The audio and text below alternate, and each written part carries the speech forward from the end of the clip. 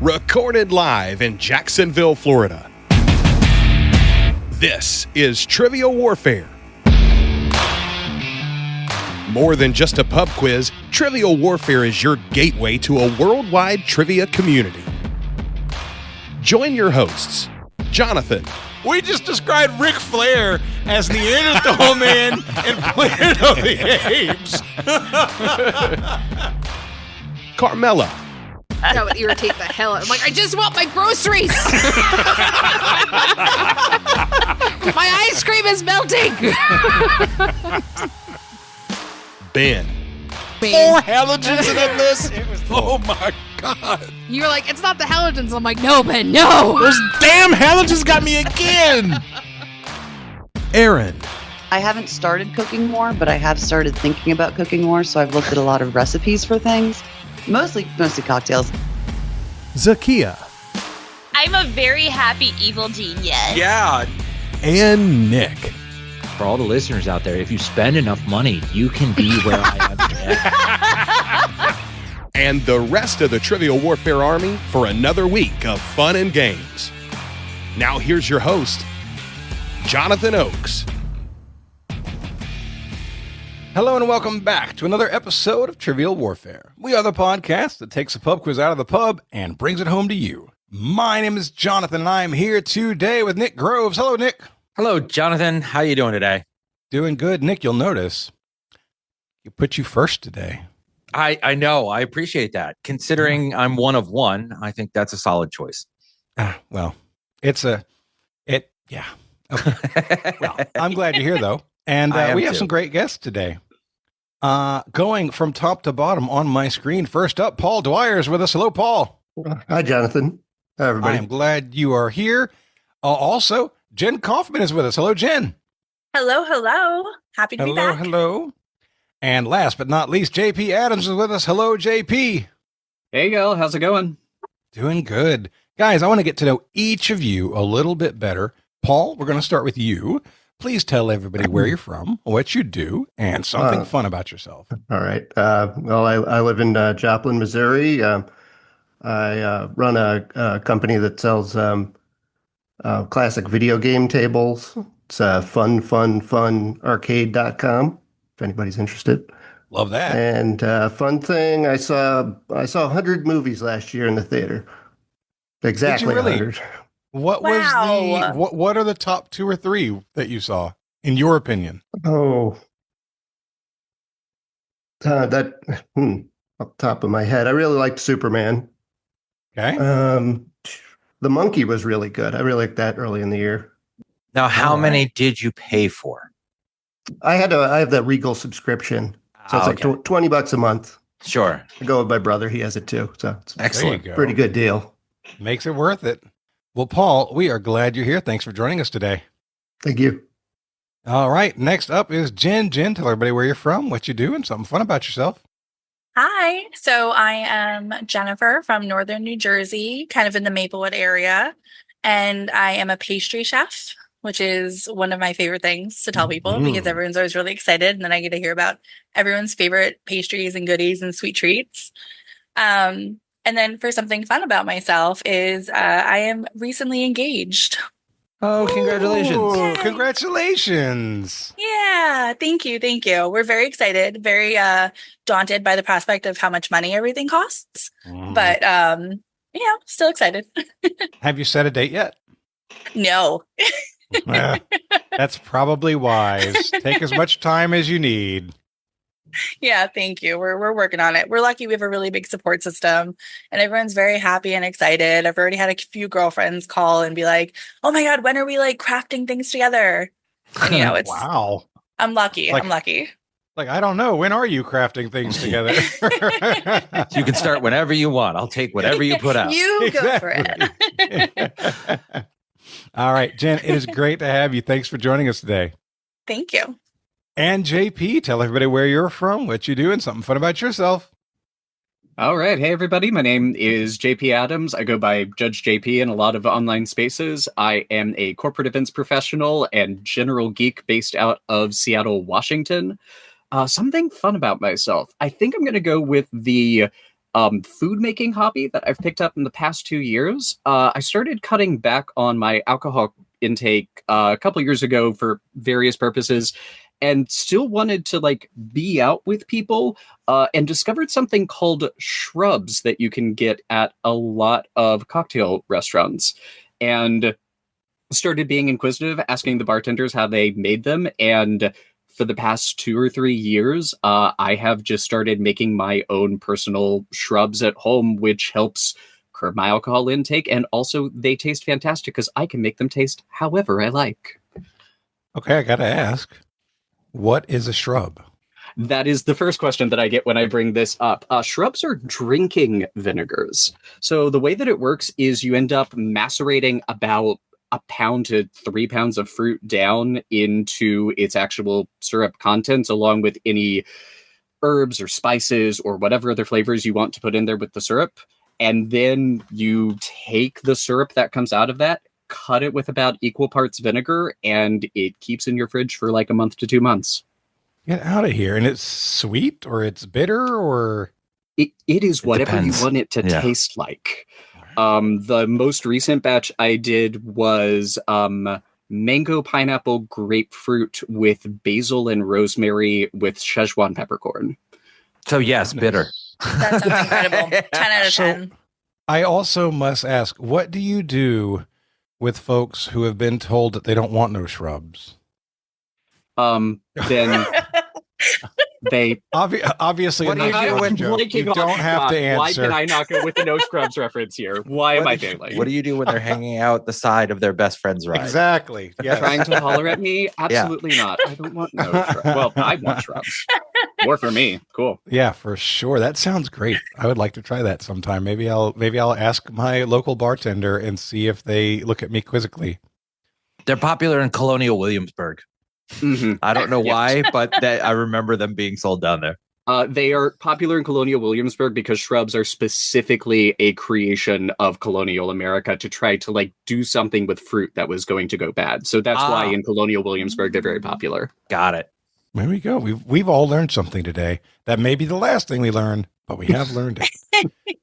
All right, guys, we're going to get started with this game right now. It is time for Warm It Up, Chris. It's time to warm it up on Trivial Warfare today. And there's only one person who can warm it up for the TWA, and that's Chris. And sometimes Jonathan. And I will be playing the part of Chris. I have a Warm It Up, Chris for you, submitted by Lindsay Henry. I think it's going to be a lot of fun. What she has sent me is a list of famous names. And I'm going to give you 2 names, and I'm going to ask you if they were alive at the same time at any point in their lives. So I will give you an example. Harriet Tubman and Rosa Parks. Did their lives overlap at any point? You can anybody can take a guess. No, they did not. All right. So when did Harriet Tubman die? Like post Civil War, the 70s? 1860s, 1870s, 1880s? 1910, I think. Yeah, I think I recall. I think this is a no. But Rosa Parks was the civil rights movement. She was... Right, that's going to put it in like late 50s, early 60s. So yeah, but how old was she at the time? Looking at tens. I think she was born in maybe the 30s. Yeah, I think this is a no. She was late 20s. 30 during the All civil right, rights we're going to movement? stop this discussion here because you're taking far too long.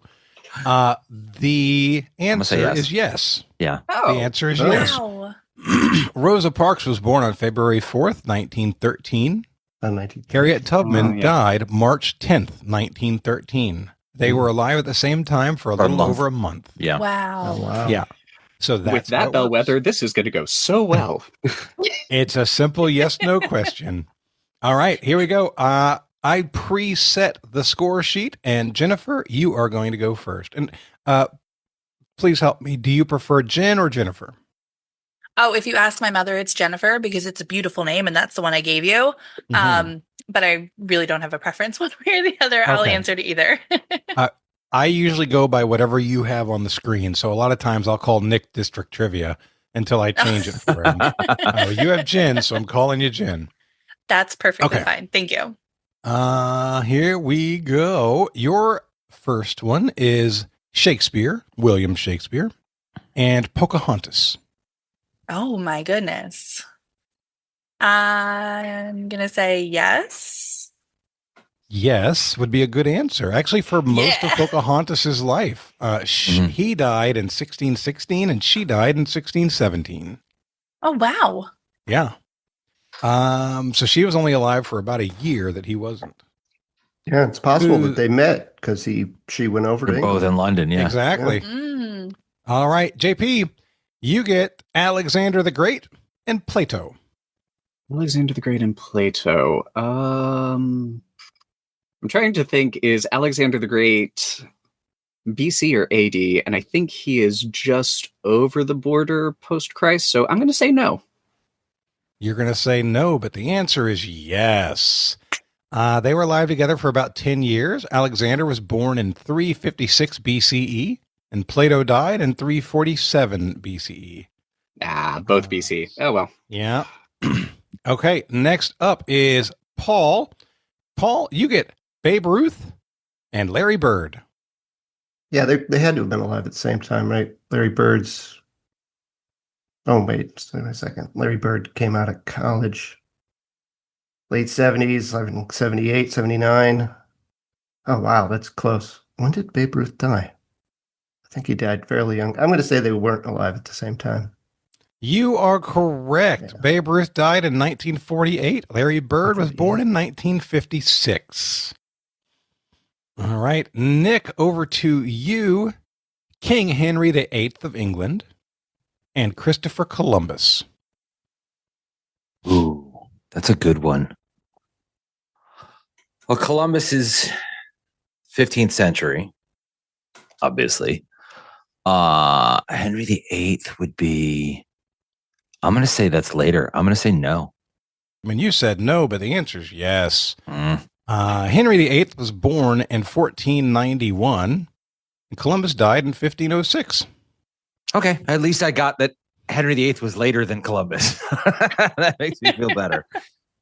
All right, next up, Jen, you get Michelangelo and Donatello, the painters, not the turtles.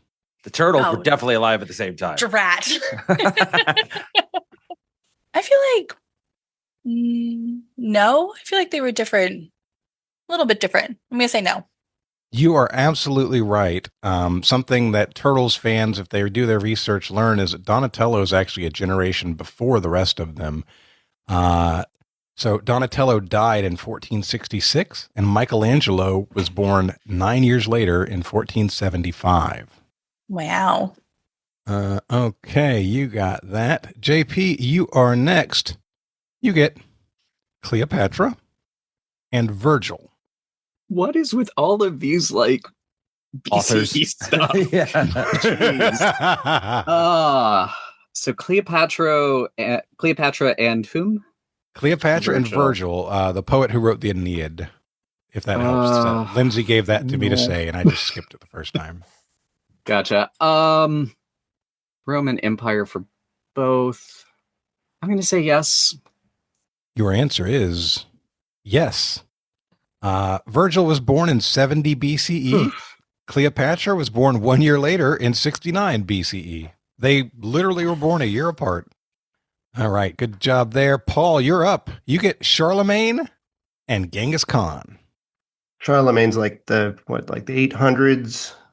I think Genghis Khan's almost like 200 years later. So, yeah, they weren't alive at the same time.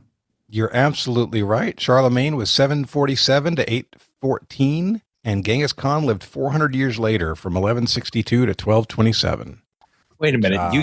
You gave Jen somebody who was a month apart, or that overlapped by a month, and then you gave Paul a group that was 400 years apart? I did no such thing. Lindsay Henry gave these things in this order. I am simply reading. Okay. Ooh, sorry. They were born at the same hospital 12 seconds apart, so they did technically cover. Now we have Jesus and me. Always comparing yourself to Jesus. Jeez, Nick. Come on. I'm not the one that's always doing it. Have some class. Okay. Next up, it is Nick. Nick, you get Amelia Earhart and Neil Armstrong. Yes, has to be. Yes, has to Yeah. be.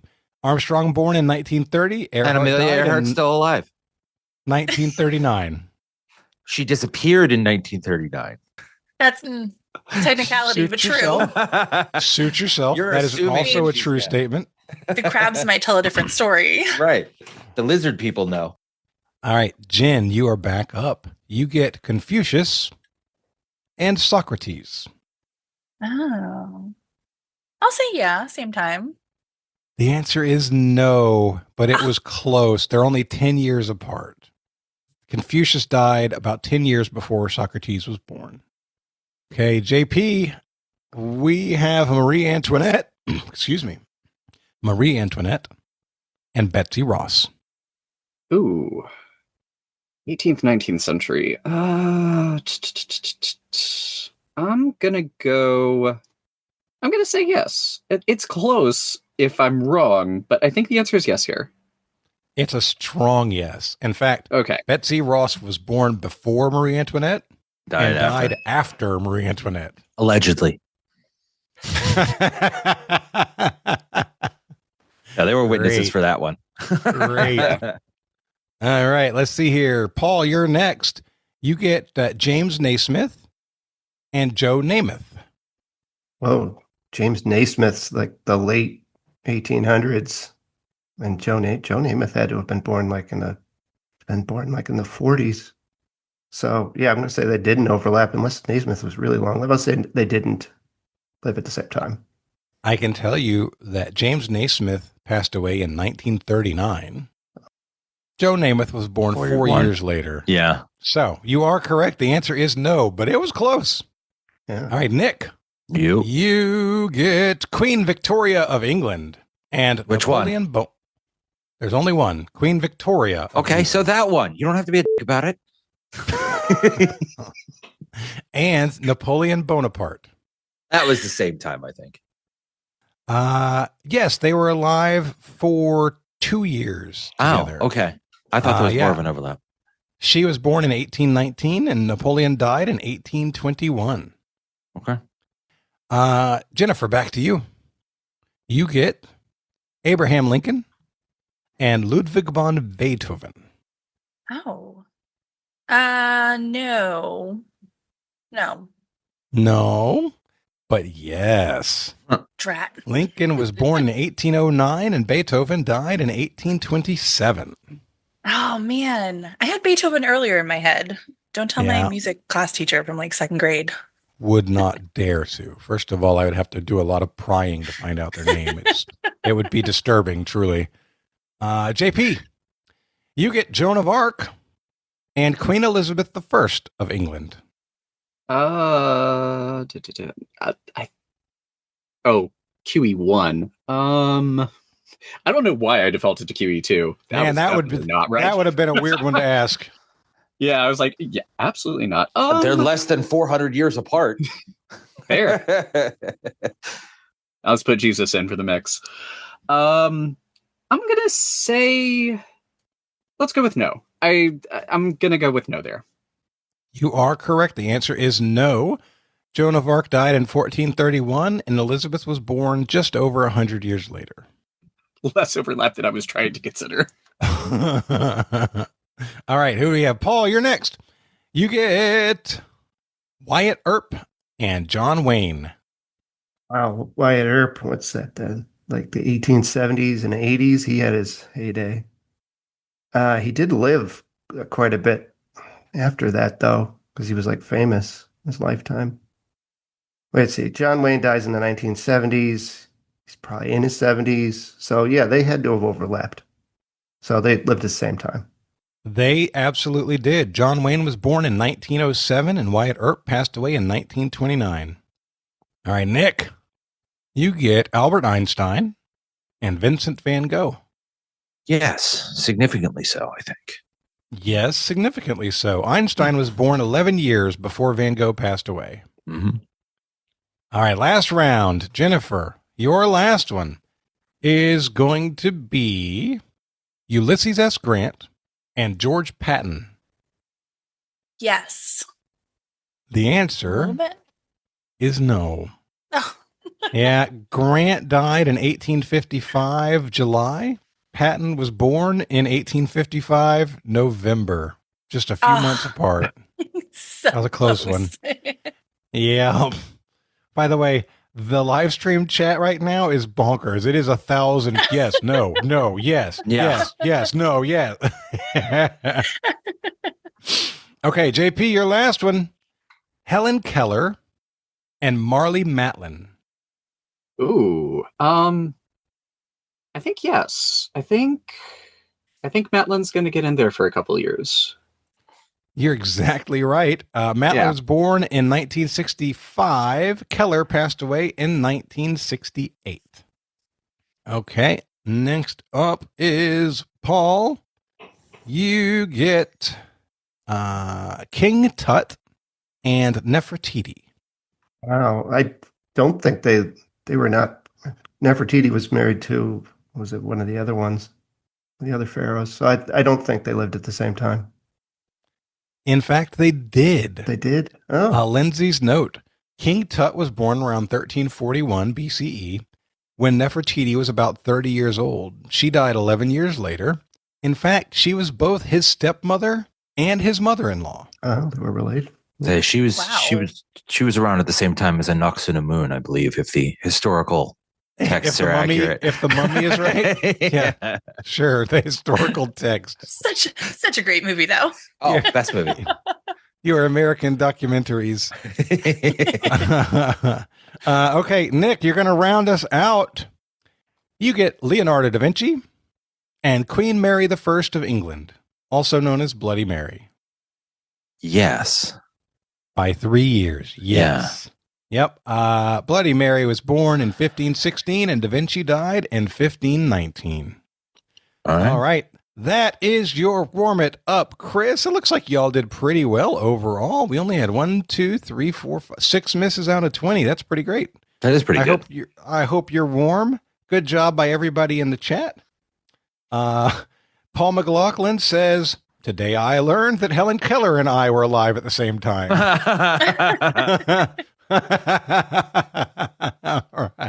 All right. That is your warm it up, Chris, for the episode. Thank you, Lindsay. Guys, this is going to be episode number 568 of Trivial Warfare. That means we're on the main feed. So thank you for everyone who is listening. We appreciate you guys. You can have more Trivial Warfare. If you want to sign up and help support the show, go to trivialwarfarearmy.com, become a sergeant or higher, and you will get access to a ton of archived episodes you can't get anywhere else. Sign up as a lieutenant or higher, and you will start accruing credit to get to come on the show just like these fine folks in the future. One other note for everybody. I am starting a new podcast. That podcast is going to be a literary podcast. It is going to be called Fables, the Reading Room Anthology. And right now I am reaching out and asking for anyone who's writing things like, or has written things like fables or allegories or metaphorical short stories to reach out to me at jonathan@trivialwarfare.com. I am basically collecting stories right now so that I am sure that we have enough to get the show started. And it will feature me doing readings of these fables and short stories and promoting the authors who have written them. How about full-blown novels? I'm not going to do that. No. Okay. No. If it's wildly successful and I have all the time in the world, perhaps I'll do a spinoff. But until then, read your own audiobook, Nick. Exciting. Good luck. Okay. So once again, I'm excited about that. So reach out to me with that address if you are interested in submitting a story for that. And today's game, it's going to be Paul and Jen versus Nick and JP. Jonathan is hosting, and it's time to play the game. Players. Oh, yeah. Y'all know what time it is. This is Mr. Literature himself, cordially inviting you to the game. This is 6 rounds of trivia goodness. 3 questions per round. Every right answer gets you 10 points. In the middle, we'll take a pause for the cause and ask a midpoint question worth up to 20 juicy points. After round 6, you can wager any or all those points you've been building up into take a shot at the final round. It's a series of theme-based questions we call the Gauntlet. It's just that easy, baby. But this game ain't gonna play itself, players. Let's get it on. Players. Here we go. Round one, question one. This question comes to us from Paul McLaughlin of Steel City Trivia. Thank you, Paul. Who? He's the guy who does better than you at Throwback Trivia Takedown, I think. Oh, boo. Oh, shots fired. Shout out to our friends over at Throwback Trivia Takedown. All right. Your category. This isn't a people's car. Although Oprah probably wouldn't have wanted her audience members sipping scissorp in it, what make and model of vehicle did she give away in her famous 2004 You Get a Car, You Get a Car, Everybody Gets a Car episode? Go ahead, JP. Yep, we're locked, Jonathan. Sweet. That means Jen and Paul, you can talk out loud. Okay, yeah, that I sounds think we were right. just about to lock in too. The scissor clue had me type in like a G6. Like a G6, yeah. So I think we're locking in. Yeah. Pontiac G6. All right, you guys have said Pontiac G6. JP and Nick, tell me what y'all thinking. We were in a very similar wavelength. As soon as I heard people's car and scissorp in the cluing, I was like, I too am feeling so fly like a G6. Girl, I don't know nothing about cars, and I am glad that Nick came in with the other piece. Yeah, I'm like, I think it was a Pontiac. And I'm like, oh, okay. Yeah, G6, sure. That fits the clue. It's a Pontiac. Let's go.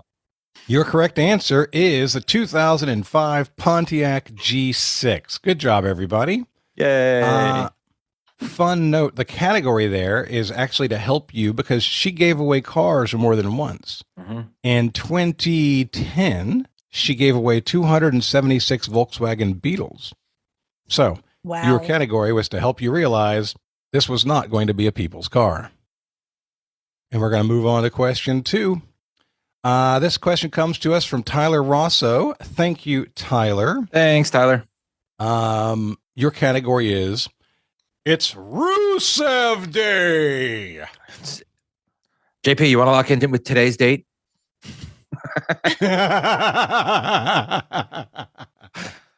All right, here's your question. On January 1st, 2026, which former Soviet ally adopted the euro, becoming the 21st member of the Eurozone? We're going to lock in. All right, Jen and Paul are locked in. Nick and JP, over to you. Hate that. Yeah. My thought process is, so the question says former Soviet ally. So it's not part of the USSR, right? Yeah. So like Ukraine was part of the USSR. Right. And my brain was getting mixed up on not them joining the EU, but them trying to join NATO. NATO, right.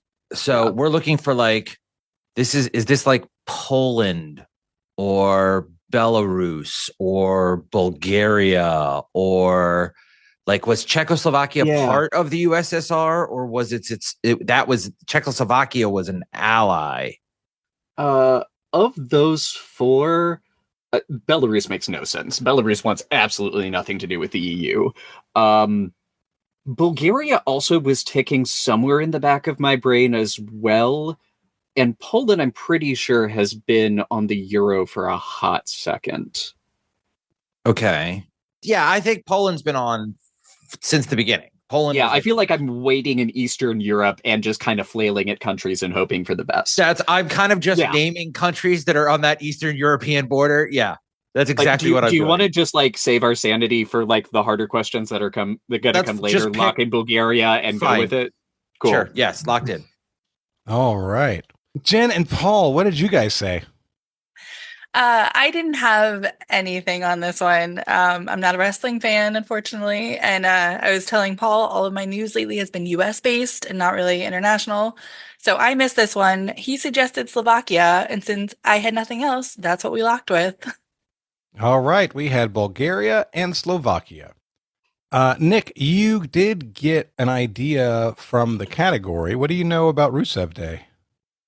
Nothing. Only what the wrestling fans talk about in the poker games that we've played on a regular basis, where Kel would come in and wish everybody a happy Rusev Day. So all I know is that every day is Rusev Day. So every day it's a wrestling reference. Every day is Rusev Day.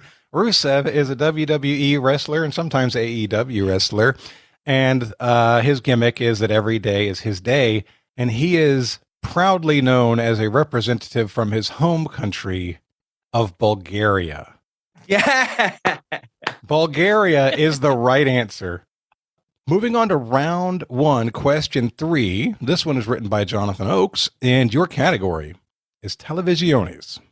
Television. In the mid-1970s, this Puerto Rican comedian became one of the first Hispanic performers to star as the lead of a network television sitcom when he headlined Chico and the Man.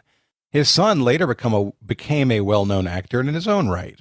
Who is the comedian who starred in Chico and the Man? We're going to lock. All right, Paul and Jen have locked in. Nick and JP, you can talk out loud. It's so JP, it's Freddie Prinze Jr.'s dad. And I'm like, well, there's no way I'm going to be able to pull his name. And then I'm dumb. It's Freddie Prinze Jr. His name is Freddie Prinze. Good. I was going to say, because I have no in on 70s television. Like anything like pre-80s is like a huge TV blind spot for me when it comes to trivia. So I was going to start working in from the 90s angles, but you already had it from the 90s angle. So yeah, let's lop a junior off and go with Freddie Prinze. Lopping a junior off sounds terrifying. I'm sure it's fine, but it sounded scary when you said it. I think Lorena Bobbitt did it in the 90s. Woof. Woof. All right, Paul and Jen, what were you guys thinking? This one was all Paul. He had it. Yeah, Freddie Prinze Jr. or Jr.'s father, Freddie Prinze Sr. was on Chico and the Man. You guys are absolutely correct. Well done. I almost asked a bonus question here, but I decided to save that bonus and turn it into a full-blooded question in a future episode. Oh, it's not the next question? That would be good. Just do it as the next question. Not the next question. Oh, that's a shame. At the end of the Senior's son. Yeah. That would be so dumb. Like sometimes you gotta DTQ them. The category is you're gonna hate that you didn't Sherlock this in. Your score at the end of the first round, Nick and JP have 30. Jen and Paul have 20. Second round, question 1. Your question comes to us from Dan Felsenheld. Thank you, Dan. Thanks, Dan. It might not have. Screw you, Dan. I take it back. I think it did, but thanks, Dan. I can tell you that I feel like I had a Dan question here, and then I might have changed it out for another person's question. But didn't change the author to have. Didn't change the author. And so now there's no way for me to helpfully thank the right person. But Dan, I love you anyway, regardless of whether this is your question. Yes. Blanket thank you to amazing people who wrote questions. And yeah, thank you to whoever actually did write this question, whatever fictional person you may be. Because it's a good one. Here we go. Your category is sports. Sports. Philippe Chartier, Suzanne Linglen, Simone Mathieu are the namesake athletic competition areas of what facility that was built in 1928 and named for a noted World War I aviator? Jonathan, we're locked. Already, Nick and JP are locked in. Paul and Jen, you're up. Oh, we were just going to lock there, I think. I believe it's Roland Garros, where the French Open is. And is that what you're locking in? Yeah, that's what we'll go with. Yep, it is. Would be exceedingly bad gameplay if they didn't lock in what they thought the answer was. I mean, sometimes there's a but we blah blah blah. So the answer is this, but we're thinking of locking in with something else. Nick, what did you and JP think? I thought that JP was brilliant. That's what I thought. Look, I played tennis all the way through high school, and also you've put a bunch of French names out there. I still follow the sport closely. I almost typed to Nick, this is a sports question. This is on you because you mentioned 2 athletes during the warming up. I was like, who is that?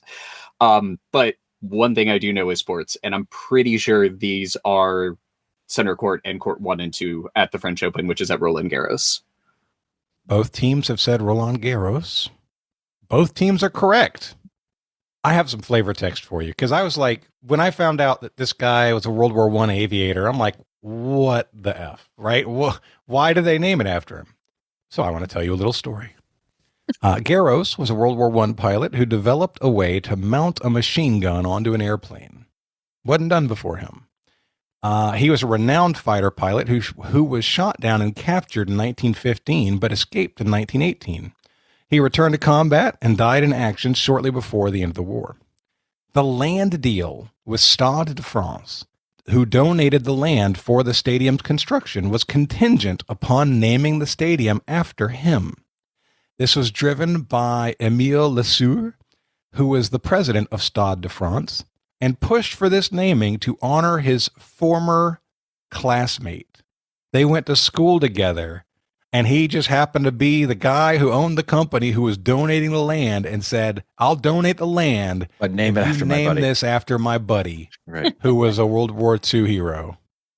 Now that is how a non-sports person got their name on one of the most prestigious stadiums in the world. And both teams got it right. Good job. Round 2, question 2, written by me. Your category is current events.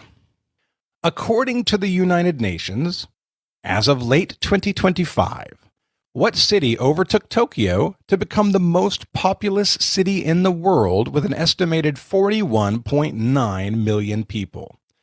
Dhaka, Bangladesh, and New Delhi, India are also consistently ranked in the top 5. And a bonus for you for our bonus brigade. What is the only city ranked in the top 10 that is not located in Asia? Jonathan, we are locked in. Beautiful. Jen and Paul, you guys can talk out loud. I was actually just about to write if you wanted to lock in the ones that Yeah, we're talking I'm about. not sure. Maybe we could talk it through. So Yeah, absolutely. So it's got to be a city in Asia because the question said for the bonus says what is the only city ranked in the top 10 that is not located in Asia? Mm-hmm. I agree. So I like Shanghai. It could be either Shanghai or now I'm thinking about Hong Kong though.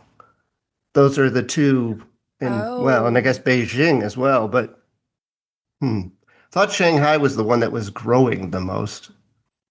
I don't think it would be anywhere else because it's name checking Dhaka, Bangladesh, New Delhi, India, so it's probably not in India. And yeah, I can't think of any other country besides China that would have that big a city to rival Tokyo. So yeah, we'll go with Shanghai.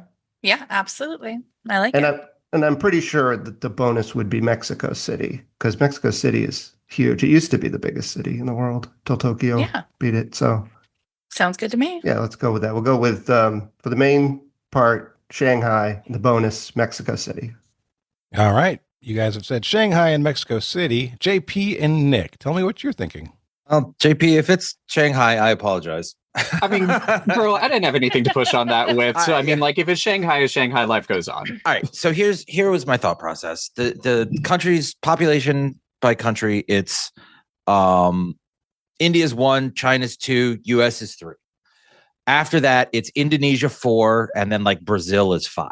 Like that's the top 5. And that's just like trivia knowledge that I have in my brain. So from whatever year I learned it, it could be out of date, but that's roughly, I think, where we're at.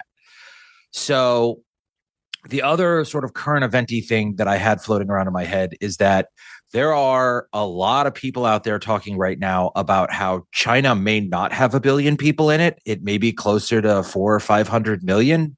Whoa. Because how they've been counting their population for the last 40 years has basically proven to be horribly, horribly wrong. And they may not. So basically, the way that China counts its population is by number of vaccinations given. They're like, oh, if you're giving a vaccination to a baby, that's when we will count that baby as being part of the population. So the problem is that all of the doctors get paid per vaccination. So they've been massively inflating the numbers for the last 50 years. And then when they like get to another point for like education and stuff, like not enough kids are showing up. And then except the schools get funding based on the number of kids that are there. So those inflation numbers are being totally messed with. So there's a whole like China population scandal going on right now. And I don't think that they would then immediately like come out with like, hey, in late 2025, we've got the biggest city on the country, even though we may be short 1 billion people that we counted more than once.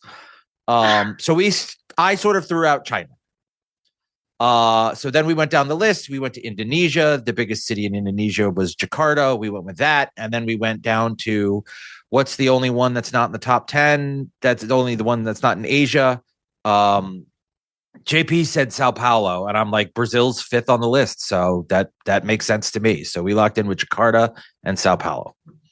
All right. So we have Jakarta versus Shanghai and Mexico City versus Sao Paulo. Your correct answers, Jakarta, Indonesia. Very nice. And in the top 10 with 25.6 million, Cairo, Egypt. Oh, that's a good answer. That's right. I should have dug harder on Africa. Yeah. I didn't even think about Egypt. So the reason that this changed, here's your note. In late 2025, the United Nations updated its methodology to better capture what they call contiguous agglomerations. Those are urban areas that have grown together across administrative borders. This change pushed Jakarta into the top spot, ending Tokyo's decades-long reign as the world's largest city. So they changed how they're counting, essentially. Wow. And now we have a bigger, and maybe that affects China too, with what you're saying with the downward movement, Nick. I don't know. Some interesting stuff there. I'm going to have to deep dive on that conspiracy theory. That's crazy. By the way, it's a fun one because it's so easily plausible. Yeah. It makes a big difference in terms of projected military strength too. Yeah. The whole idea with China is, well, I mean, don't mess with China. They got 1 billion people. Like, right. Yeah. If they overcounted by 1 billion though. Yeah, exactly. Then Frankie next door might go take care of them. Yeah, I did just look at the list after we had everything locked, or once we talked through all this. We were close on the bonus questions as well. Sao Paulo is 13, Mexico City's 15. Yeah, so we were right close there. on those guesses too. For sure. So that was a pretty good answer there with Jakarta, though. Well done. And shout out to Bilbo Swaggins in the live stream. He nailed it. He nailed it. He had Jakarta and Cairo from the beginning. Wow. They also nailed the username. That's a good one. They nailed it. I don't want to generalize them. That's right. All right. Round 2, question 3. Your category is a friendly music question. A friendly music question. And this comes to us from Paul McLaughlin and Steel City Trivia. Okay. We'll lock in Sherlock and Jonathan with the last thing I wrote in the chat. Okay, you have Sherlocked in an answer. Am I ready to read the question? Or Paul and Jen, have you guys got one? Possible. You don't have one second. You want to go with that? Yeah. I like that lock. We're going to Sherlock in with what I said. All right, we have a double Sherlock. Here's your question. In 2009, Radio Shack rebranded themselves as The Shack and launched a new ad campaign. These commercials featured a famous rapper walking past Shack products while carrying a camera, taking pictures, and repeatedly singing, "Oh snap, guess what I saw," which was a line from his only platinum-selling single. Who is this rapper, singer, songwriter, DJ, producer that passed away in 2021 from complications to his type 2 diabetes? Oh. I got it. Uh-oh. Oh? We're locking in. All right, you guys have locked in. Nick and JP, You have 30-ish, 40-ish seconds. Yeah, we don't I need feel it. like we were 5 seconds away from locking, and I did nothing here, so I'm gonna No. ship it over to Nick. It's a lyric question. It's the oh snap, guess what I saw? And I'm sitting there and I'm running through lyrics and I'm running through lyrics and I'm running through lyrics.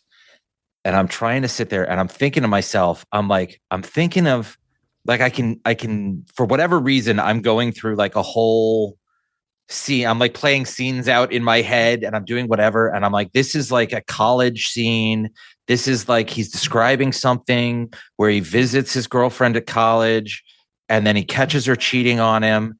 And then I was just trying to put together the theme and the concept and the lyrics and all of that stuff. And I eventually figured it out. This is You Say She's Just a Friend by Biz Markie. Biz Markie is your answer. All right. You're saying Biz Markie. Paul and Jen, what were you thinking? I was with JP. I also didn't have anything on this one. But luckily, Paul is brilliant, and he came in with Biz Markie pretty quickly. Yeah, I mean, it sounded like I thought he might have died around then, and from type 2 diabetes sounded correct, and the description of him as a rapper, singer, songwriter, DJ, producer. I don't really know the lyrics to that song, so oh snap, guess what I saw?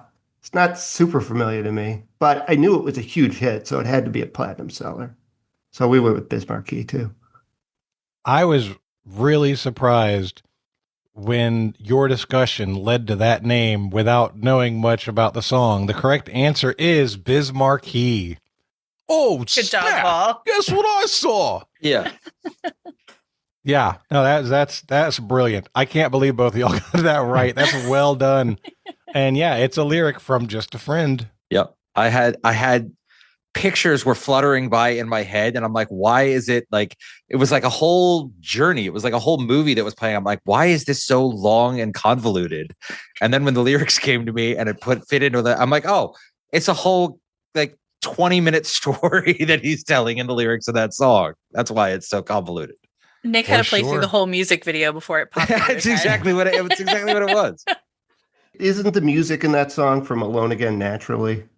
Yeah, it's definitely a cover. Engelbert Humperdinck. Yeah. I mean, it's a sample for sure. Yeah, I think it's all what I need. All right. At the end of the second round, the score is 60-40. JP and Nick have the lead. And right now, no, don't say it. With the exception of the bonus, they do have a perfect game. We, however, do not have a Sherlock. And that neither team has a Sherlock. Can you share what your Sherlocks were? Oh, yeah. Nick immediately came in with That's What Friends Are For or Stevie Wonder, and we locked in with the artist instead. Right, we went with Stevie Wonder. My immediate follow-up was I hope it's not the Golden Girls. Right. And then I immediately thought of Randy Newman, and I'm like, we definitely should not have picked him. Did you pick it? Yeah. Because all that was in my head is You've Got a Friend in Me, and I was like, who sings that one? So we locked in with Randy, and then Jonathan read the question. I was like, oh, definitely not Randy Newman then. And my first comment to Nick was, this is definitely not Stevie Wonder. Yeah. That being said, we both locked in with artists. Like that's a good. We're very close. You were right there. It's always fun to see two teams Sherlock at the same time, and both of them react in the same way as soon as they hear the question. That's good stuff. Yeah. All right, round 3, question 1. This whole round comes to us from Nathan McQuinn. Thank you, Nathan. Thanks, Nathan. I thought these questions were great.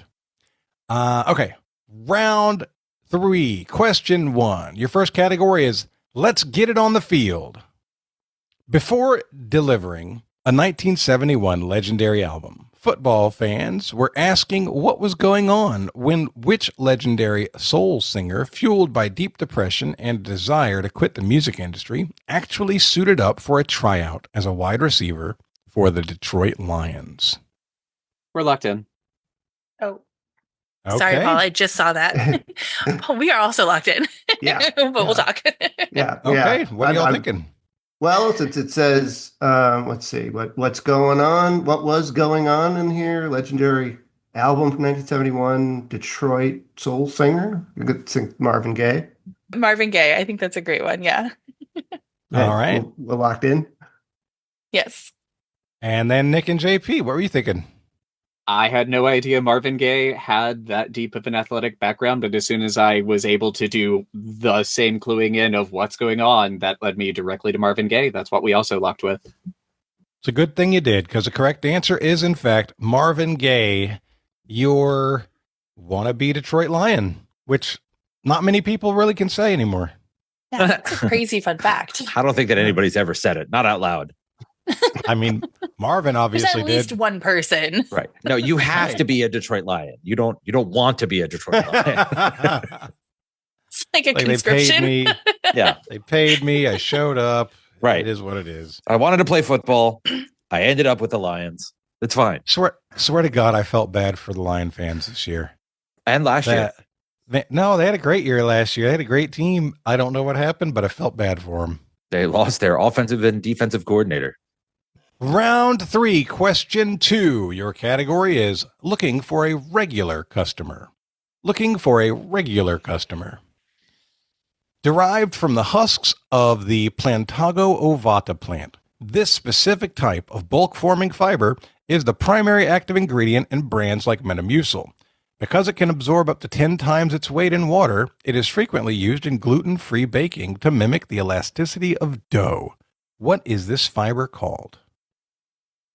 All right, guys. I need an answer. All right. We have nothing. So Yeah, let's go.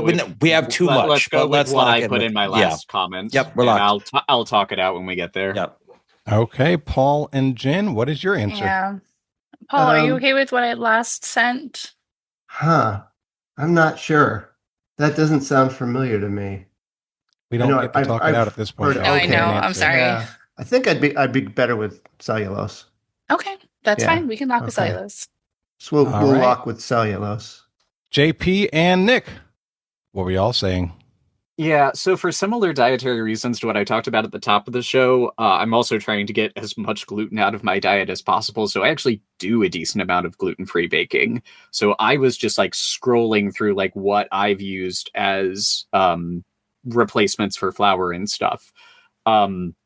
The elasticity thing is what was throwing me, because what I use for my elasticity is tapioca, which I'm pretty sure is a root base and not a plant husk. So that's where I was like, I don't think that's right.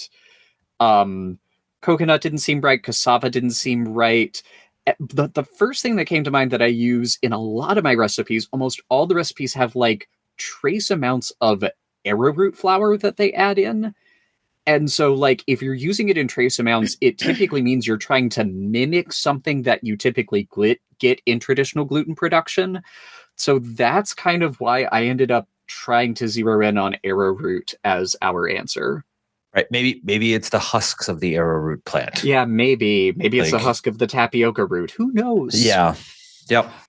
But arrowroot is also like one of those slightly medicinal, but not really kind of things. So putting it in Metamucil makes sense. I don't know. All right. Yeah. So we have the battle of arrowroot versus cellulose. This is 10 points to me. Hi. Correct answer was the last thing that Jennifer said in the chat. It is psyllium.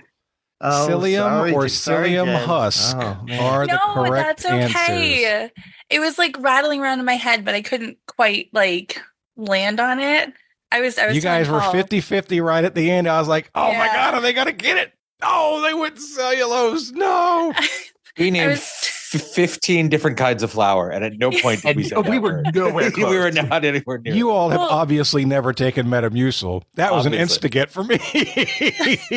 The husk was cluing me in, because like psyllium husk or like phylum husk, I feel like I see a lot in substitute baking. But I was telling Paul, I'm a gluten-heavy baker. I have yet to find a gluten-free substitute that I can rely on and won't like crumble apart in the final product. And I'm actually totally gluten-free, and I guess I don't bake enough. Yeah, when you're doing those flour subs for like gluten-free baking, you go in knowing what you are going to bake is not anything like anything you've had before, just accept that it's going to be delicious. and exist. Just don't call it bread. Yes, it is not bread. Truly, I really loved when you said, I'm a gluten heavy baker. I was like, yes, girl. Nothing can replicate the gluten bonds. I'm sorry. Mm. Or at least All not right. yet. That was the first time that both teams missed. So that's unusual. But we're going No to more see if we pressure. A get... perfect game. That's right. That is over. We're going to see if both teams can get the next question right, though. This is round 3, question 3. Your category is, can you dig it? From a young adult novel, what 2003 movie had an all-star cast that included, among others, Sigourney Weaver, Jon Voight, Patricia Arquette, and Henry Winkler? All right, we're locking in with some meow meows. Oh, meow! That's a lock in. JP and Nick, you can talk out loud. JP, did you understand any of the words that I typed into the chat? I did. I'm just still reeling from the shock of seeing the hammer happen in person for the first time. God, that thing is frightening. I typed in, it was the Shura Rebound movie. Yeah, the Shia LaBeouf Rebound movie from the early 2000s. I thought you were talking about Sharia law, honestly. Yeah, that's exactly what it is. Oh, God. What was that? It's Sigourney Weaver and Jon Voight, and yeah, it's I almost said the one where they dig all the holes. It's Holes. That's the name of the movie. Is Holes 03? Yeah, that sounds right. I don't know. From it was a book first, and yeah, early 2000s. It was post high school. Yeah, Holes is a YA novel. Holes has Shia LaBeouf in it. Why am I putting Holes in like late 90s and not early 2000s? No, this was post high school because I am significantly older than Shia LaBeouf, and this was after college even. Yeah, and like I said to you, the category name took me straight to the Crypt Keeper, and then immediately we were in the 2000s. I'm like, yep, nope, that's not it. What was the category name again? Can you dig it? Holes. Yeah, Holes. Like as soon as you were like, it's the Shia LaBeouf movie, and you're like, oh, YA Shia LaBeouf Holes digging. Yeah. That seems right. Cool. Okay, Holes. We'll lock in with the right answer. All right, you guys have said Holes. Jen and Paul, y'all had meow meows. Yeah, I actually we read this book in class, and then it was like a big deal that we got to take a trip to the movie theater to watch it. And I remember they released a song with it too. It was digging out those holes, digging. So we locked in with Holes.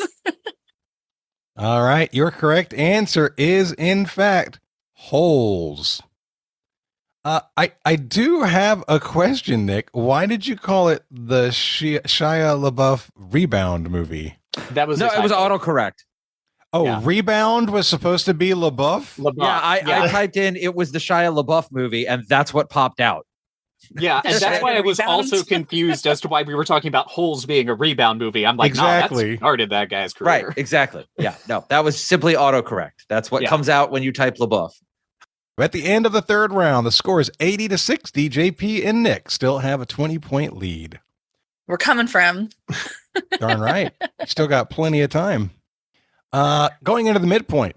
Midpoint comes to us from Paul McLaughlin. Thank you, Paul. Thanks, Paul. And his amazing Steel City Trivia Company. I loved this. I'm going to ask you 5 independent questions. The answer of each of these questions is going to be an element on the periodic table. Oh. Understood? Heard. Sure. Your first question. If Mr. T's character from his most successful TV series appeared on the periodic table of elements, what element would that be? Question 2. If the real-life person who is the subject of The Greatest Showman appeared on the periodic table of elements, which element would he be? Question 3. If the protagonist of the Kung Fu Panda franchise appeared on the periodic table of elements, which element would he be? Question 4. If Clifford Joseph Harris Jr., under his Atlanta-based rap name, appeared on the periodic table of elements, which element would he be? And lastly, if the ancient Egyptian deity of the sun appeared on the periodic table of elements, which element would he be? Good luck. We're locking in. Okay, Paul and Jen have locked in. Nick and JP, tell me what you're thinking. All right. Mr. T is B.A. Baracus. B.A. is Barium. Yep. Right?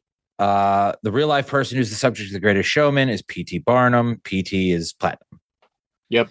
Protagonist of the Kung Fu Panda franchise is Po. P.O. is Polonium. Yep.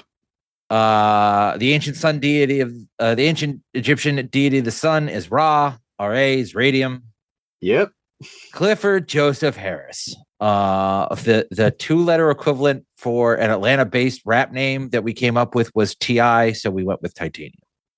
Yeah, and I'm glad you knew the elements because I don't. I think I would have flailed at polonium, but probably would have just gone with obvious answers for the rest of them. The way down science, periodic table stuff. I need to memorize the periodic table of elements at some point for the useful stuff. Yeah, I did it 30 years ago, and now most of those pieces are still in there somewhere. But I just asked a question about francium, and it was polonium adjacent because of the way I asked the question. So those are high in my front of my brain.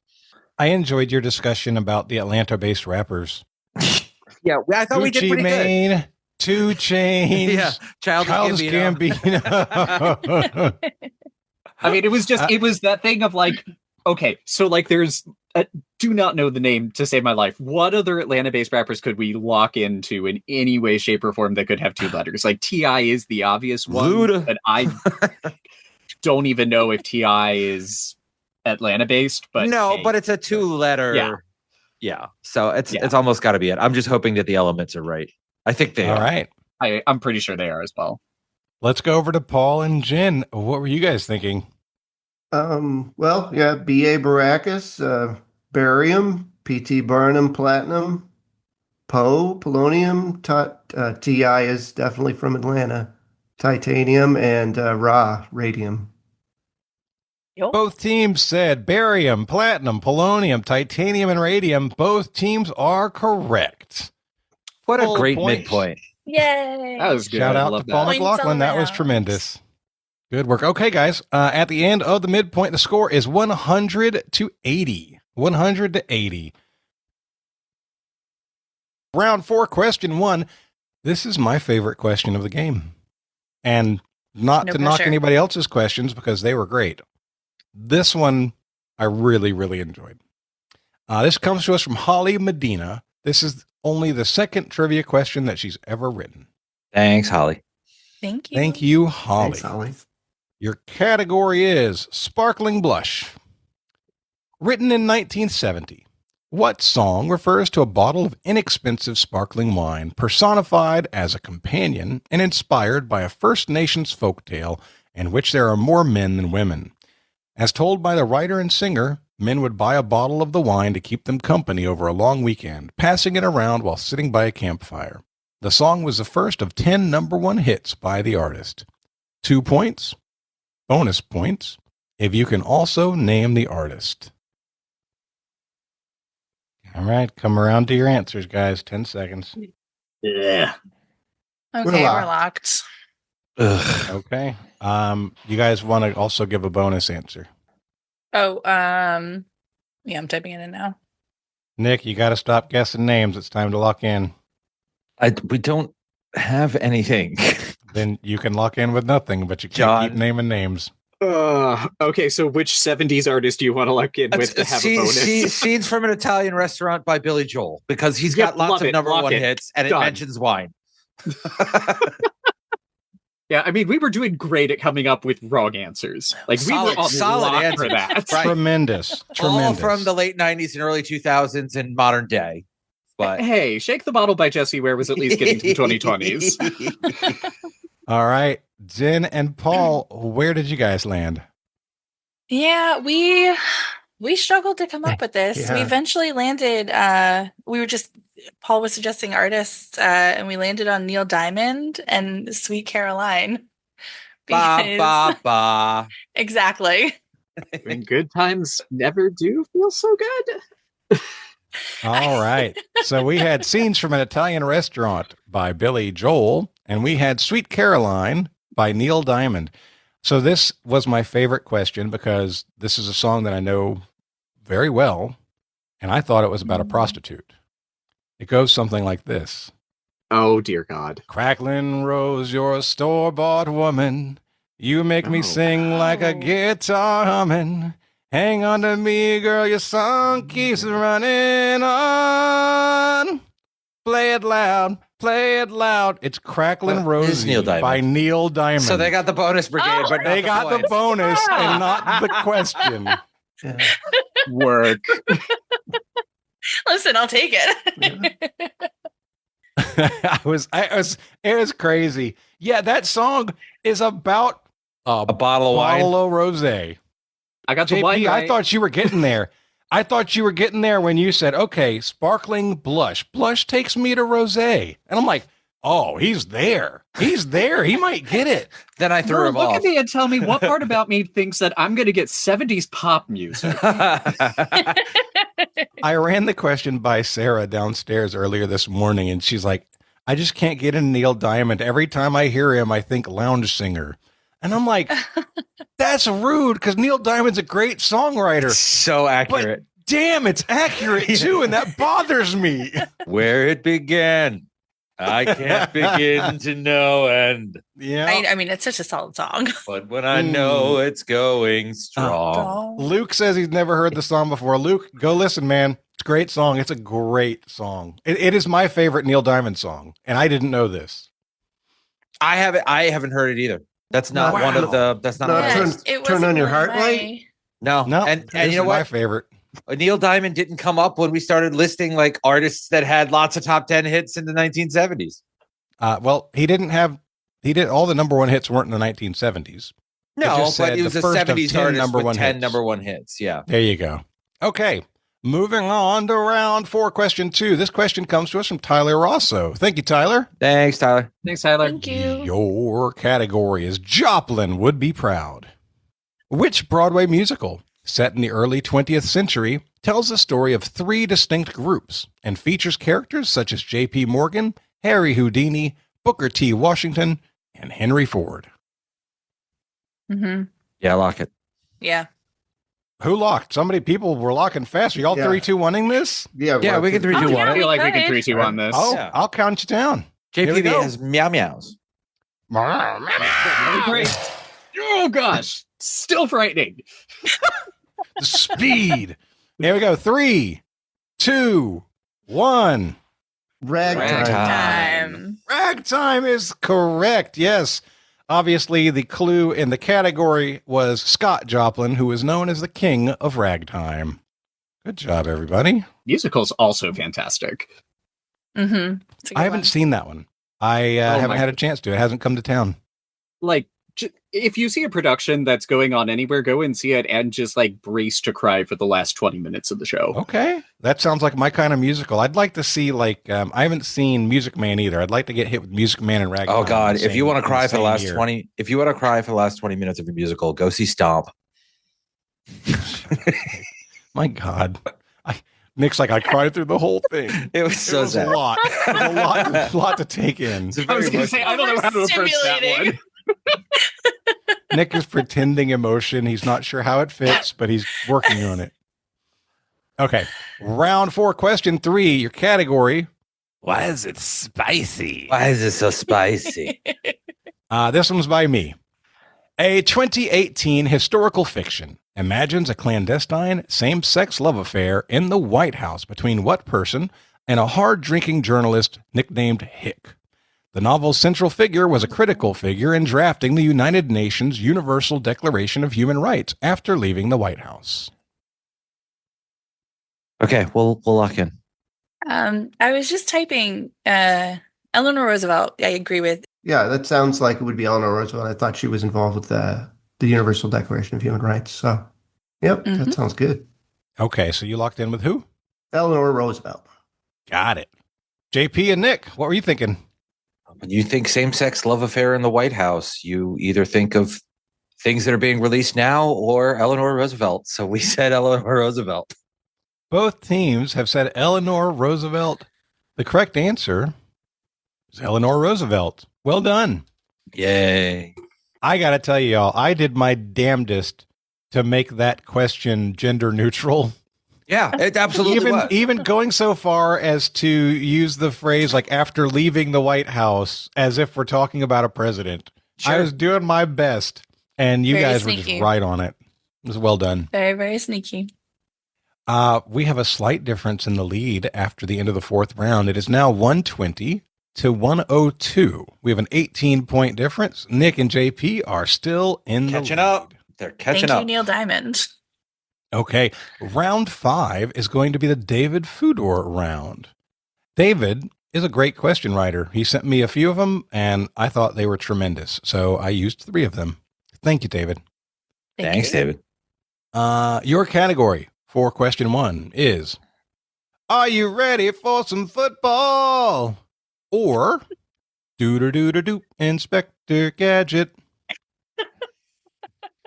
Your question. We wanna Sherlock in with Justin Tucker. No, It is too late, my friend. What player is the only player in NFL history to take a snap at quarterback in the Super Bowl during his rookie season? We're locking in. All right, Jen and Paul have locked in. Nick and JP, you can talk out loud. The dog's name was Brain from Inspector Gadget. Yeah. So the other thing I was going to say is, does the artist for Are You Ready for Some Football make any connections to the penny, claw, anything I was trying to get in on the Inspector Gadget angle? No, it's what's his face? Williams is his last name, I think. Yeah, that's a last name that doesn't hit unless that's the name of the inspector other than Gadget, but like the police inspector. See, so I'm trying to come at this from like the football angle. Mm-hmm. Like the way he asked that question, it's not somebody who was the starter at quarterback, right? It's somebody who came in for like a tush push scenario, but it's going to be before that. So it was like wildcat. So like, I would say somebody like Ronnie Brown, who was a running back for the Dolphins, but he never played in the Super Bowl. And like I said, me trying to push on the sports angle of this is going to be no help for you. Like who's the tight end for the Saints right now? Like somebody like that. Hill, Taysom Hill. Like it's a guy who plays wide receiver and running back and sometimes plays quarterback, but also lines up at tight end. It's like a slash player. It's what about Cordell Stewart? Does Stewart they made it to the Super Bowl. I think that was his rookie season before he became the quarterback. Who was the quarterback of that team? I don't. Maybe Stewart is the phantom last name of the police director in Inspector Gadget, and we should just lock with that. Okay. Because I really like Cordell Stewart. Yeah. As the answer to that question. No first name. No, of course not. No. Like we're going to Jeopardy this and hope for the best. Yeah, I like the idea that to go. Yeah, okay, Stewart. We're locking with Stewart. It's generic enough, and maybe it lands somewhere. Sure. You guys have locked in with Stewart, Paul, and Jen. What were you thinking? We didn't have much because we don't have sports knowledge. Not NFL. Yeah. So Paul suggested Joe Montana, and I said that's a name I recognize. Just to throw a name out there. Lock it in. So that's what we did. All right. The correct answer was given. It is Cordell Stewart. Yes. Nice. Nick, that was brilliant. That was you were talking through it. So the clues in the category were not about names. This is a gadget player in the NFL. Okay, that's the clue. Somebody like there are very Taysom few Hill. Yeah. gadget players, and you were like Taysom Hill, and I'm like, he's not going to get there. He's not going to get there. And then you say, it's like a slash player, and then you're like, wait a minute, Slash is Cordell Stewart's nickname. He was the first guy to be that kind of player. My thought process, dude. Exactly that kind of player. Yeah, that was exactly my thought process. You hit it. I said the word Slash without thinking Cordell Stewart, and then that's what led me there. That was brilliant, and it was a right answer, and I'm impressed. The QB for them that season was Neil O'Donnell. Okay, round 5, question 2. Your David Fudor question category is Life Has Just Begun. Bohemian Rhapsody's reign at number 1 on the UK charts in 1976 was eventually ended by what song, whose name is mentioned in the lyrics of Bohemian Rhapsody? Oh. Yeah. We're going to lock in. Okay, Nick and JP, you can sing out loud. Mama, ooh. Didn't mean to make you cry. I'm not back again this time. Yeah, we're not going to have me to do the full karaoke. That's a 6.5 song. Carry on as if nothing really matters. Carry on. What's the ask? Whose name is mentioned? Is Carry on, my wayward son. That's where my brain went. Yeah, but that's late. That's earlier. Is it? Isn't it? Is it? But also, it's not the entire song. That's the thing. Like, whose name is mentioned. So, like, the entire name has to be there. Carry on, my wayward son is not right. It's not all there cohesively in the song. As if nothing really matters. Too late, my time has come. Shivers down my side, body aching all the time. Goodbye, everybody. I've got to go. Got to leave this all behind. It's truth. I see a little silhouette of a Scaramouche can do the thing. Really frightening me. Galileo, Galileo, Galileo, Galileo, Galileo, Galileo, baby, go. Oh, mamma mia, mamma mia, mamma mia, mamma mia, mamma mia, Abba. Mamma mia! Abba. Abba, mamma mia. Yeah. That's right in the pocket. That's it. Yes. Abba, mamma mia. Time frame, it works. Yeah. That's the name of a song. It's ABBA song. It's definitely a hit number one. That's it. That has to be it. Yeah, it has to be Mamma Mia. Okay, here we go again with Mamma Mia. All right, they've locked in with Mamma Mia. That was entertaining as all hell right there. Jen is... She's got to need a minute here. So, like I was saying in our chat, there's so much 70s music, and 70s music is so not in pocket for me, but Queen is one of my karaoke go-tos, and I've done this song more than a half dozen times. Going to Freddie Mercury for karaoke is brave. Super brave. It's very bold. All right, Paul and Jen, what were you thinking? We said, Mamma Mia. Here we go again. Mama, how could I resist you? Correct answer is clearly Mamma Mia. Yeah. Well done, both teams. That was so much fun. That was a great one. More questions for music lyrics, please. Honestly, Seconded. I think that there were multiple submissions that were great questions that I didn't use because I was like, this is too music heavy. I got to pull back. I can't have this many music clues and questions. Agree to disagree. So I try and keep it balanced. But me personally, music is one of my biggest things that I use for any kind of references. As much Queen and Biz Marquee as you like, Jonathan. Okay. Round 5, question 3. This is the last of the David Fudor questions. Thank you again, David. As I said, great round. David writes some amazing questions. Yeah. Okay, here we go. Your category is Larry would be proud. Due primarily to missionary work, Kenya has the largest number of people who are followers of what religion in the world? So, I butchered the way I've wrote it and read it, but in the world, due primarily to missionary work, Kenya has the largest number of people who are followers of what religion? I was going to say, what the hell is a Henya? Did I say Henya? Yes. Yeah, we'll lock in. Okay, you guys have locked in. Paul and Jen, you have 10 seconds left. Yeah, I don't know. I don't have anything on Larry. All I could think of is like Larry Fine from the Stooges. Yeah, but Mormons, there's a lot of missionary work there. Yeah, and could be. They have a big population in Kenya, so it could be the most Mormons, but not the biggest in the country. All right, I need an answer from you guys. Yeah, we'll lock with Mormons. Yeah. Okay. You all are saying Mormons. Over to Nick and JP. So, as Nick and I were talking, the first thing that came to mind with me is, who is Larry? Based on my upbringing, I believe that Larry is the cucumber from VeggieTales because I couldn't figure out any other way into that whatsoever.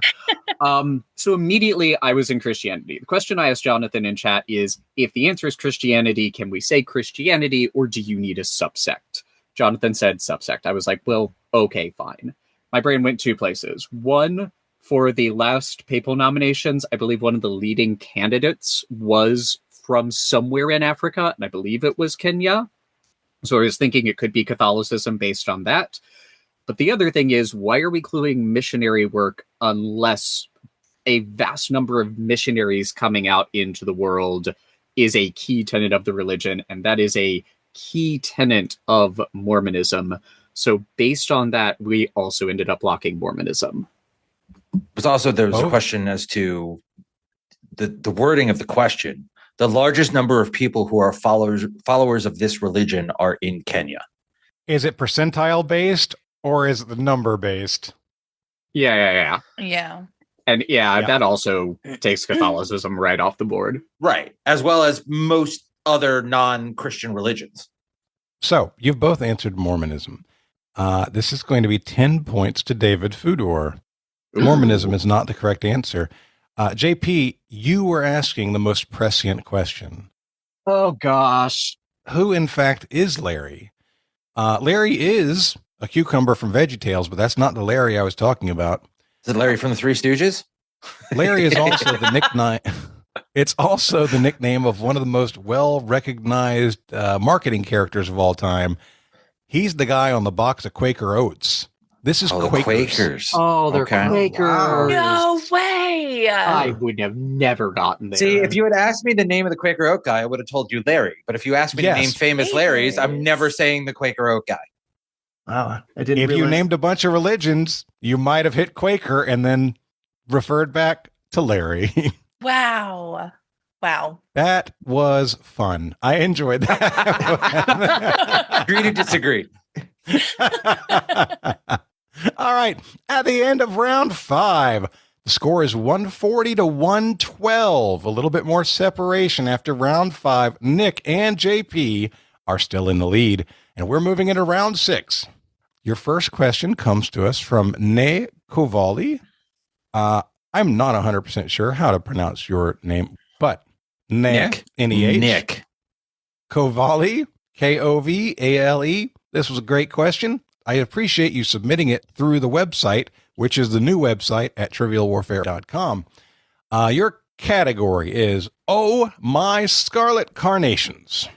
In 1802, Thomas Jefferson signed the Enabling Act for a new territory to join as a state.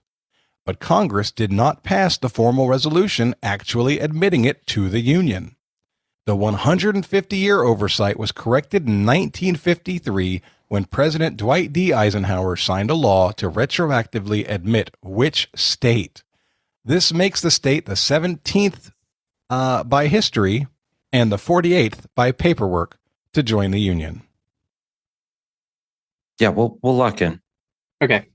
Okay, JP and Nick have locked in. Paul and Jen, you can talk it out. Yeah, we were just discussing if we know if scarlet carnations are a flower or something else, and Paul just mentioned it's a reference to the Kentucky Derby. Possibly, yeah. Well, they call that, don't they call that the Run for the Roses? Yeah, carnations are a little different. They're a little different, yeah. Yeah. But Kentucky sounds right to me as far as the 17th state. You got the original 13 colonies, and then like Vermont is 14th. Kentucky's got to be in that next set because like Missouri and Maine come in 21st, 22nd, I think. In Kentucky. I mean, I guess there's Ohio might be in that group. That's not bad. I think, but it was as a territory, right? Would Kentucky have been a territory? Well, they were all territories before they were states. Or, true. They were colonies at the beginning, but... If you're saying a territory, I like Ohio more as a territory because... Well, that's true. Do you know what I mean? Right. Wasn't it like... Yeah, it was like a bigger territory going out west. Yeah. Yeah, maybe. Yeah, you want to go with Ohio? I like Ohio. Okay, Let's go with that. We'll lock in with Ohio. Okay, Paul and Jen have locked in with Ohio. JP and Nick. I told Nick immediately, you can blame the Ohioan in chat if they're wrong. If the cluing is what I think it's cluing, Scarlet leads me to the Scarlet and Gray of OSU, and Carnation is the state flower of Ohio. So we locked in Ohio pretty quickly. Hey. I also definitely knew all of that information.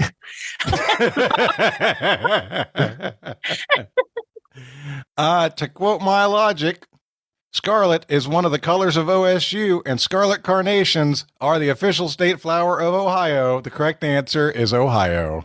Amazing. That was a good save, Jen. Yeah. Territories. Trying to poker face while you're reasoning that out was painful. Mhm. Well done, both teams. All right. Round 6, not question 5. Round Definitely 6, not. question 2. At no point do we have a question 5. Speak for yourself.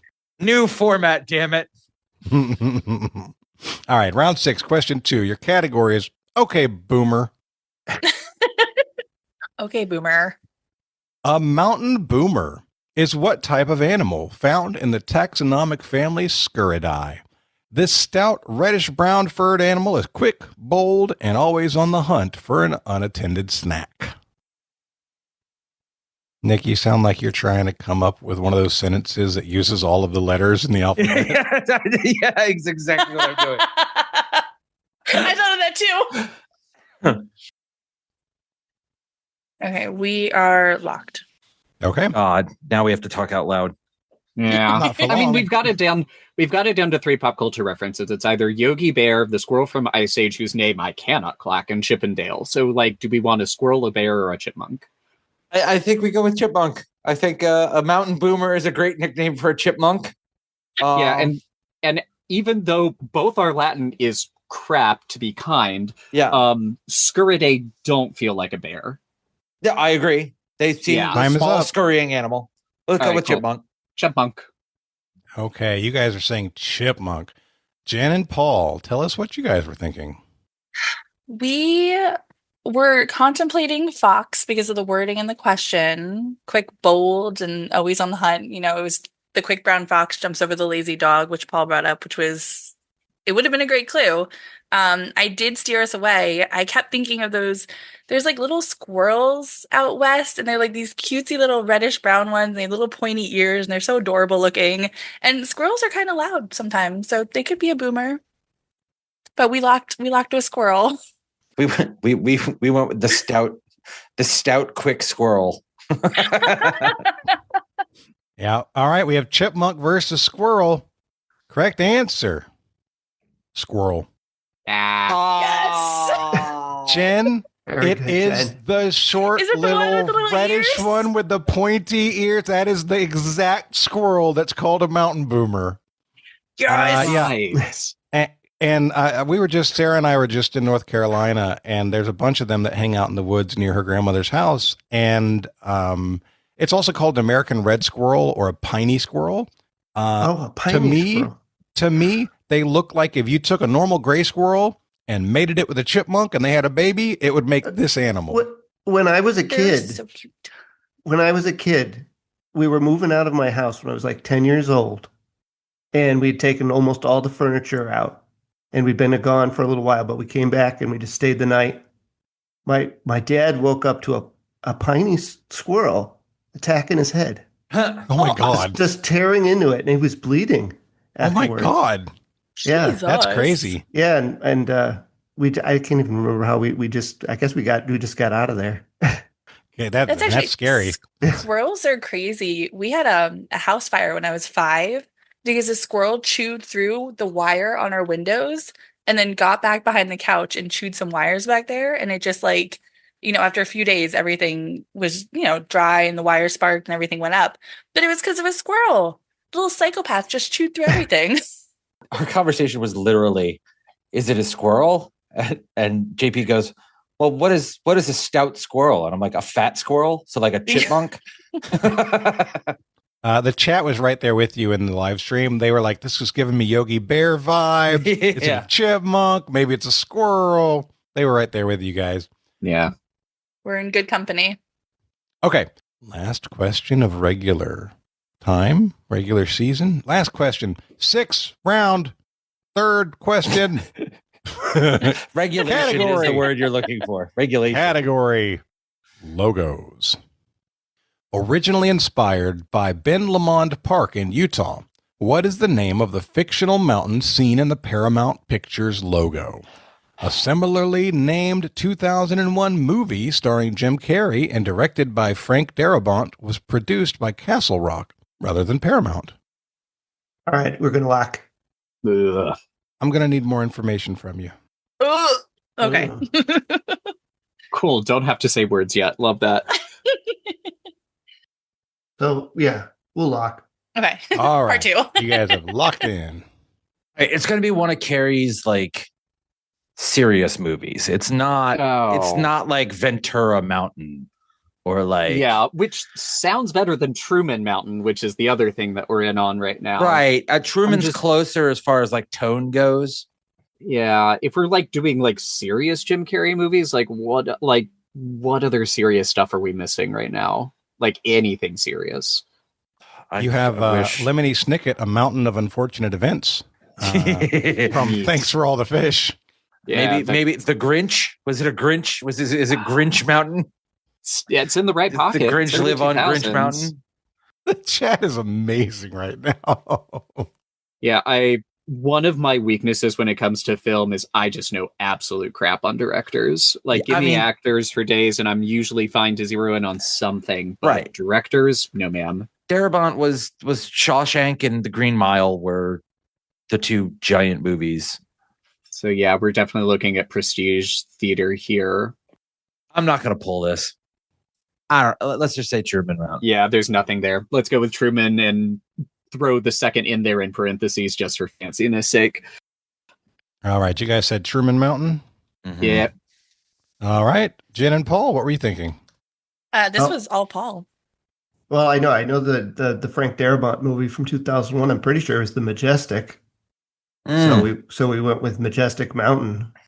That is such a better guess. That sounds like a great movie production studio name for a fake mountain.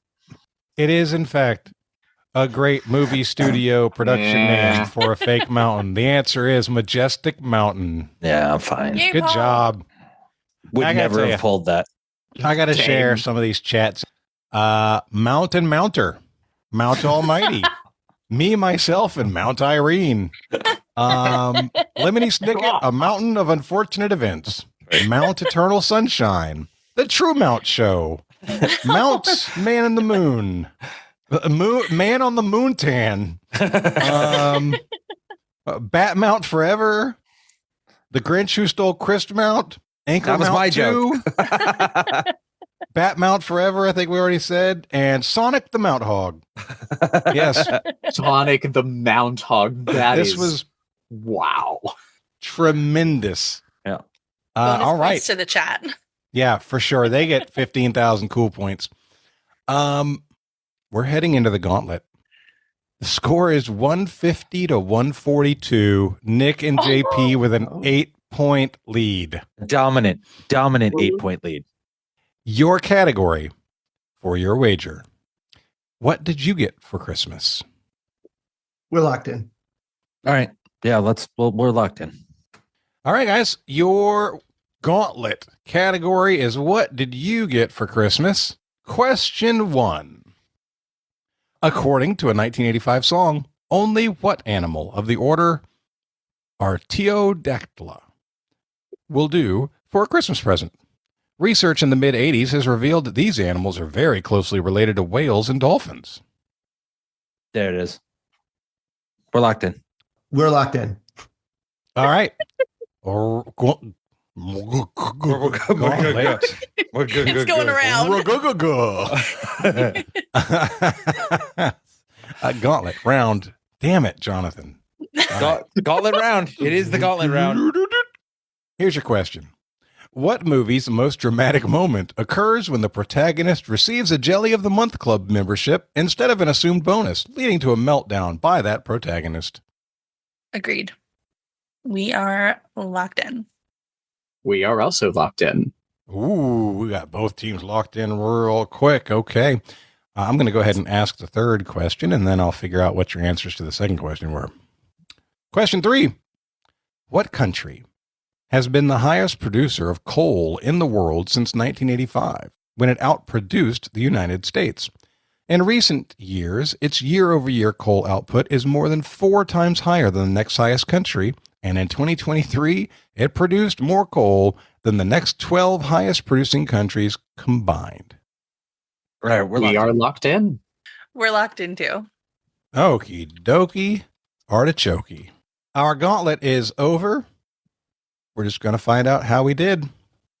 Your first question in the gauntlet was about a 1985 song where only a certain animal for Christmas would do. Paul and Jen, what did you guys answer?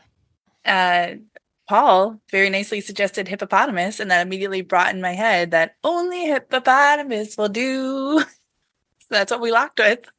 All right, you said hippopotamus. JP and Nick, what did you say? In a past life, I was a middle school and high school choir teacher, and every time you pull out the Christmas medleys and you're like, why is there this dumb song about a hippopotamus shoved in here on every single one of these medleys? We also locked in with hippopotamus. Okay.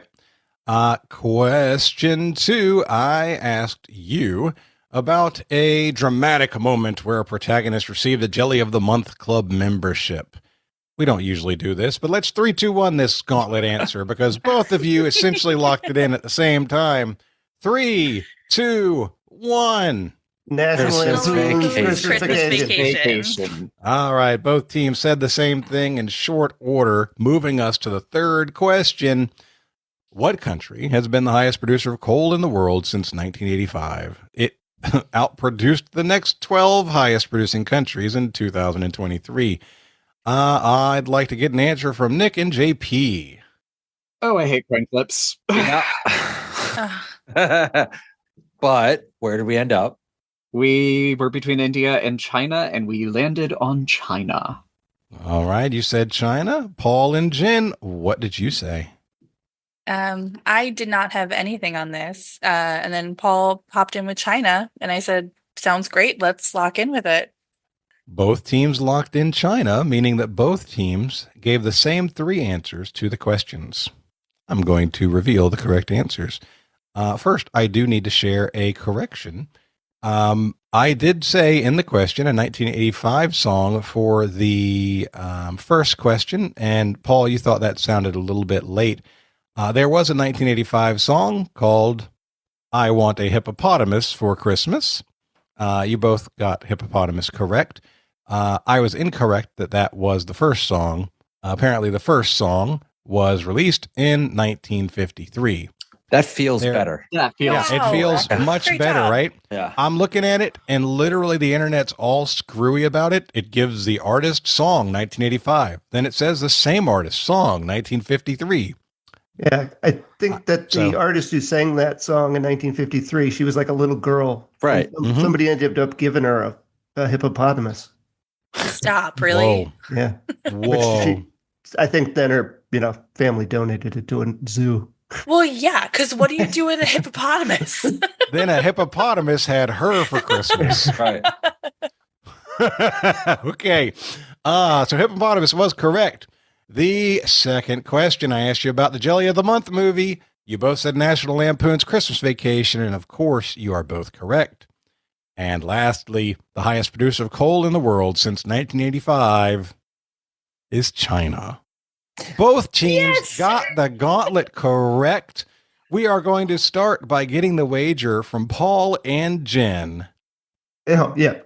Well, I knew they had to either bet to lock us out or they had to go small, so I just went the maximum. I thought where if they missed it, we'd tie, and I went with 125. Okay, so you wagered 125.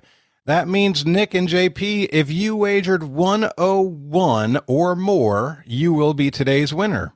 If you wagered 100 or less, you will be today's losers. What did you wager?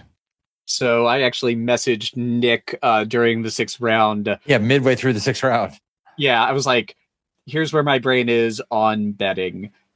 Could bet for the lockout. Seems like we could go there the difficulty of this game has been all over the place, and I don't feel comfortable going into the gauntlet with a high bet. Even when the category came out, and I'm like, we're looking at Christmas or Christmas gifts. If you're talking about bad toys, that could still be just a landmine of bad choices. So we bet conservative, and we bet 7.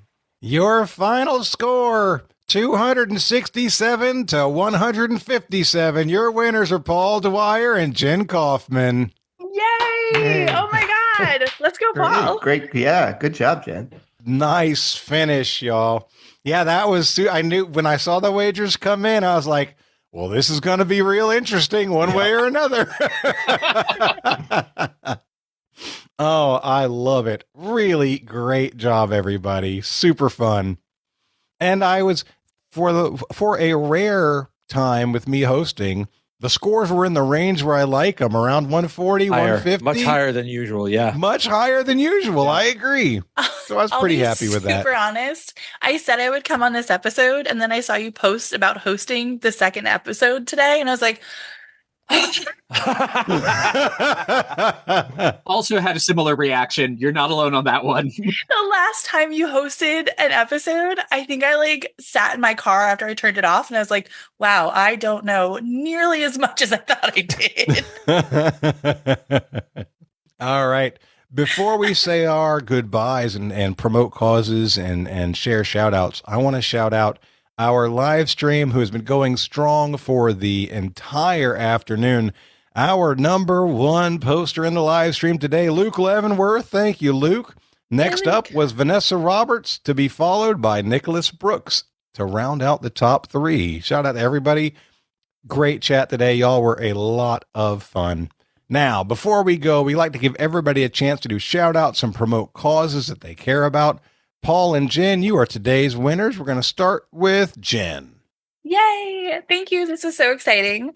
I always love listening to the podcast, and it's so exciting to be able to be a part of it and participate. And I think it's a great way to show your support by being a patron. And then as for a shout out, I got to shout out my fiance. I feel like legally I have to. You know, he put a ring on it. He gets the shout out. So thank you to Mike for being a wonderful partner and a great part of my life. And I hope everyone finds a person that is their Mike. Wow, that's kind of beautiful. Well said. All right, Paul, over to you. All right, I'd like to shout out my sister Maggie and her husband, my brother-in-law Tyler, and their 5 kids, Taylor, Mikey, and Trice, and their 2 little twin daughters, my little nieces, who are just going to be 15 months in like a week. And they're at the stage where they're just tearing their house up. But they're adorable. Outstanding. Thank you, Paul. And JP, over to you. All right. I'm going to do the shout out that I've been doing for about half a decade whenever I'm on a podcast anywhere, and that is support local art and support local artists. If you have museums and theaters near you, take time, go out and visit those places. Do you have artisans that are showing up at farmers markets or makers markets near you? Take the time and go out to support those people. If you can't go out in person and support people somewhere, there are digital artists online who need your support. Even though it is here as well, that is one of the reasons why I am a Patreon or patron of this podcast, because podcasts are also independent art and deserve support as well. So to all the people who are looking for people to support, take time, go support independent art wherever you can find it. Hear, hear. Love it. Totally agree. Guys, that is going to wrap us up. So for Paul, for Jen, for JP, and for Nick, my name's Jonathan, and this has been episode number 568 of Trivial Warfare, where it's not just trivia, it's war. Bye, everybody. Bye. Bye. Bye, y'all. Bye. Thanks, everyone. Thanks for listening to Trivial Warfare. Be sure to check out the revamped TrivialWarfare.com as your one-stop shop to submit questions, join the community, and get access to over 150 archived episodes. Warm It Up was written and performed by Matthew Stevens. This episode was edited and produced by me, Joel Sharpton.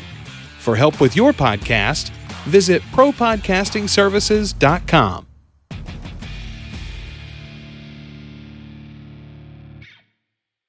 proudly known as a representative from his home country of Bulgaria. Yeah. Bulgaria is the right answer. JP, you're making hand movements. Yeah, you didn't go to Paul or Jen for their answer. That is my fault. I apologize. I'm going to do some save you an edit. We also said Bulgaria. Bulgaria, 100%. yeah. We're all I am going to do some editing magic here. No, Luke, I'm not slandering the Lions. I made a simple joke, and now I'm showing my pity. Trust me, the pity is earned, just like people who pity me for being a Jacksonville fan, that's earned too. I have to say, I need.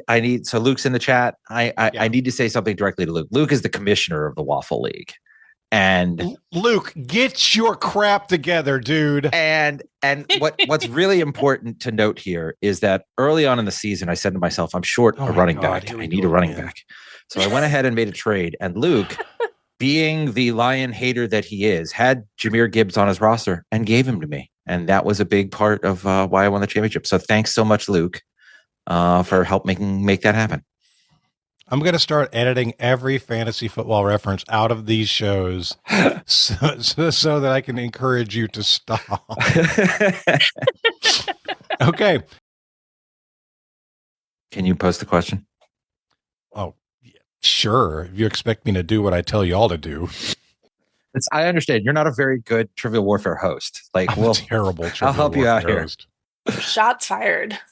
No, that's accurate. I am good at knowing what I want from a host, but I'm bad at delivering what I want from a host. He's good at asking for things. He's good at delegating. Yeah.